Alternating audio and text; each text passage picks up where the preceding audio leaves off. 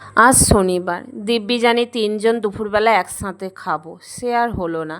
মিহিতের বাবা বলছে আজকে শনিবার অফিস যেতে হবে। আমি বললাম আজকে তো শনিবার, তুমি অফিস যাবে?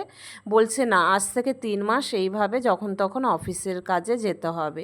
আমি হুটোপাটা করে এসে এই রান্নাটা বসিয়ে দিলাম। আমি জানি আজকে বাড়িতে থাকবে, চচ্চড়ি করি, ইলিশ মাছের মাথা ২ পিস আছে, তাহলে দুপুরবেলা খুব তৃপ্তি ভরে খাবে। সে আর হলো না, সেই হুটোপাটা করেই খেয়ে যেতে হলো।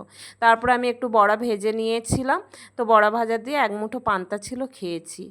ও তো ইলিশ মাছ ভীষণ ভালোবাসে, তাই ও ইলিশ মাছটা তৃপ্তি ভরে খেলে আমার ভালো লাগে। আমি আবার অন্য মাছটা খুব তৃপ্তি ভরে খাই, তাই ওকে ও নিজের মতন করে মাছটা যাতে তুলে নেয় আমি সেই চামচটা দিলাম।